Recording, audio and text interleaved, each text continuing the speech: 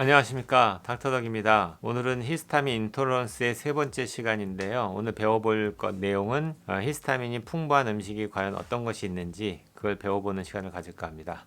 히스타민이 풍부한 음식에는 제가 이쪽에다 자료를 띄울 건데, 이 자료의 순서는 히스타민이 가장 많이 풍부하게 포함되어 있는 음식 순서로 제가 이제 강의 내용을 잡았습니다. 왜냐하면 중요한 것부터 배워야 되기 때문이겠죠.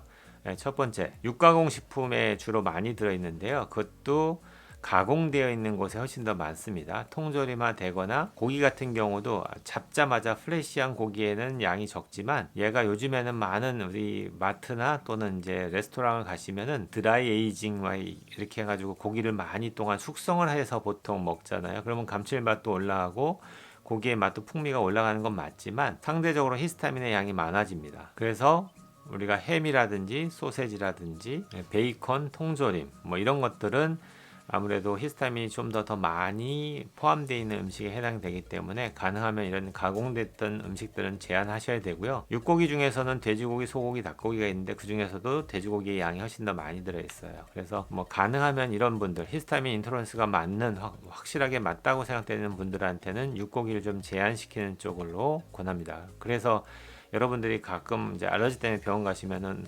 병원에서 이유는 잘 모르지만 육고기 좀 제한하세요, 먹지 마세요 이렇게 얘기하는 경우를 흔하게 듣게 되죠. 그 이유는 육고기 안에 히스타민이 많기 때문인데요. 그 중에서도 돼지고기에 많습니다. 그 다음 두 번째는 등푸른 생선에 상당히 많습니다. 참치, 뭐 삼치, 고등어, 꽁치, 뭐 이런 치자가 들어가는 어떤 등푸른 생선에 상당한 양의 히스타민이 들어 있는데요. 신선한 생선에는 그나마 좀 적게 들어 있고요. 생선을 잡아서 이제 염장을 해서 좀 보관하면서 이제 오랫동안 보관하다가 먹으려고 염장을 하죠. 신선하지 못한 생선일수록 히스타민의 양이 증가된다는 걸 이해하셔야 됩니다. 그다음 세 번째, 야채에도 좀 들어 있는데요. 저는 지금 포항에 있는데, 포항에도 이제 포항초라고 해서 시금치가 유명한데, 시금치라든지 가지라든지 토마토도 야채에 해당되죠. 되게 좋은 음식들이에요, 실제로는. 근데 히스타민의 절대량은 좀 많은 편에 해당이 되기 때문에 히스타민 인톨러런스 있는 분들한테는 이런 야채들도 좀 줄이도록 권유를 합니다. 그다음 과일 종류에는 약간 신맛이 나는 과일에 좀 들어있거든요. 뭐 오렌지라든지 귤이라든지 그 파인애플, 약간 새콤달콤하죠. 그 다음에는 이제 포도에 들어있어요. 뭐 다 좋은 음식들이에요, 제가 볼 때는. 근데도 히스타민의 절대량은 좀 많기 때문에 과일 종류 중에서는 새콤달콤한 귤이라든지 오렌지 종류, 그 다음에 파인애플, 포도 이런 것들은 좀 제한하셔야 됩니다. 그 다음 유제품인데요. 뭐 우유라든지 뭐 계란이라든지 이런 것들에도 어느 정도 히스타민이 들어있지만 양이 많지 않고요. 이것을 가공하는 과정에서 발효를 하죠. 그래서 발효해서 만든 게 뭐 요거트도 있고 치즈도 있는데, 이렇게 발효할수록 히스타민의 양은 증가합니다. 그럼 다 공통되죠. 지금 육가공 식품도 오랫동안 보관하거나 숙성할수록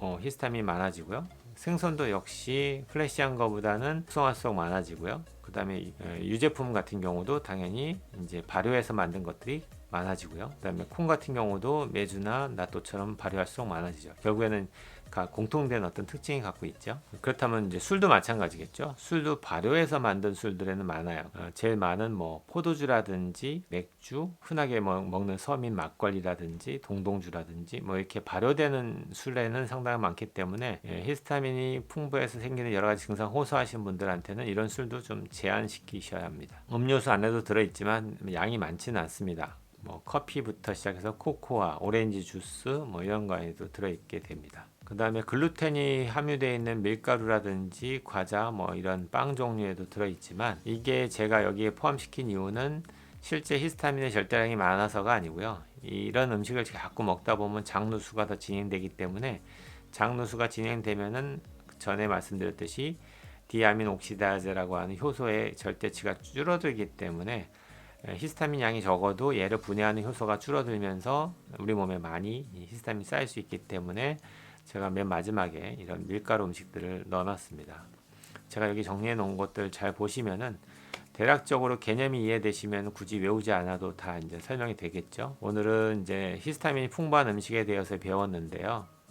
머릿속에서 잊어버리시면 안 되는 게, 발효돼 가지고 오랫동안 보관하는 음식들이 많습니다. 그래서 된장찌개라든지 김치찌개도, 김치도 완전 신김치로 갈수록 더 많아지기 때문에 겉절이처럼 이제 담아서 빨리 드시는 게 좋고요. 그리고 김치를 만들 때는 가능하면 젓갈이라든지 이런 것들을 쓰지 않는 것이 도움이 됩니다. 그러니까 이런 건 잘 들어보시면은 아무렇게나 음식 제한하시면 안 되고요.